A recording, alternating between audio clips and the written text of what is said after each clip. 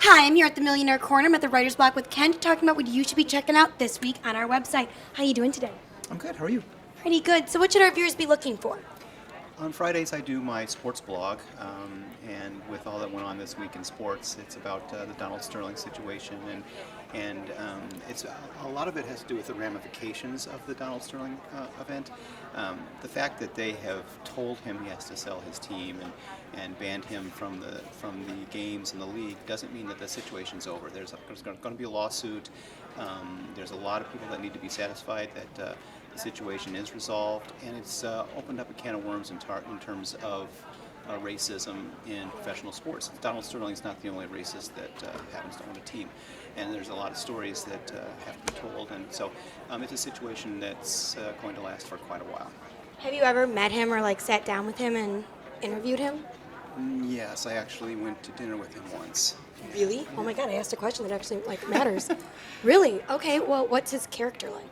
My racism didn't come up during dinner. We had omelets. He ordered for me, which I was offended by, but he's really wealthy and he felt like he could order my dinner for me. So, and we had omelets for dinner. So. Okay. Well, that'll be an interesting story that our viewers should definitely be checking out. What other stories should we be looking for?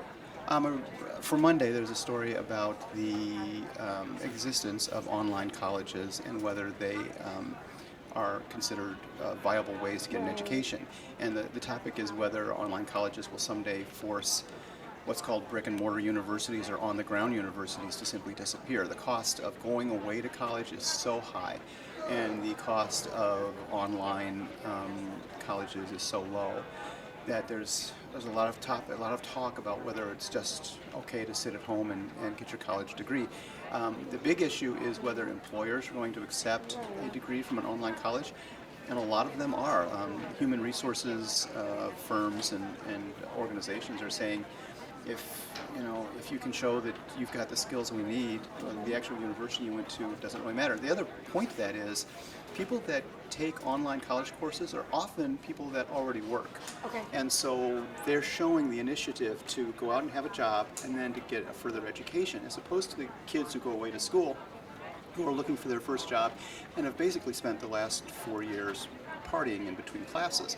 So there is definitely a difference in between those two types of college graduates. That'll be an interesting story, but there's also this sort of brotherhood and sisterhood of, oh my gosh, you went to my college, and you create bonds with your future employer if they went to the same college as you, or coworkers, and there's sort of like a big brother. I feel that there is. Well, no, there's also the advantage of the thinking that you become a little bit more of an adult. You mature by going away to college. You're on your own. Your parents are one phone call or one text away, but you really are making decisions. You're learning how to do your own laundry and all those other things that happen when you go away to college. So there's that side of the argument as well. Okay. Any other stories? Yes, on Monday we have the top 10 states of the Union in which residents would be willing to move out. Gallup poll did a study. They asked 600 people from every state in the Union, if you had the chance to move, would you do so? 50% of people from the state of Illinois said yes. And Connecticut was second at 49%. And then you have the others, the ones that are perfectly fine where they live, and that was Montana, Maine, and Hawaii. They're about 23% of the people in that state said they would move out. So we're here in Illinois, and so 50% of the people in this room are ready to move. All right. Well, with the weather we're having, I understand. So what should our viewers be looking for? Well, today is May 2nd. Can you feel the excitement? I'm excited, I guess, that it's getting closer to June, sure. Well, in Hollywood, they're very excited. Today starts the summer movie season with The Amazing Spider-Man 2. Oh, that comes out today. That comes out today. Yay. In my entertainment blog this week, though, I've already written about some of the most anticipated blockbusters this summer movie season, like Spider-Man. But the summer is also a time of indie films and art house films for the more discriminating moviegoer. And so the blog has a roundup of some of those. Perhaps the most anticipated is a movie called Boyhood by Richard Linklater. He did those, before sunrise movies, before sunrise, after sunset, that sort of thing. And with this, he filmed his actors over the course of 12 years. Okay. A couple of days.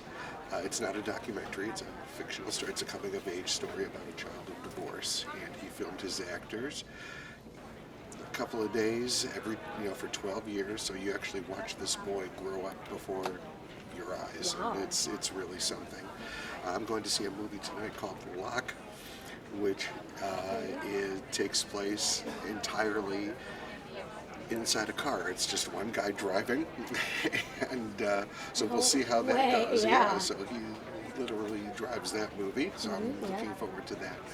On Monday, we'll be looking at encore careers, and a lot of baby boomers are retiring, choosing to retire later than they had planned, or not at all.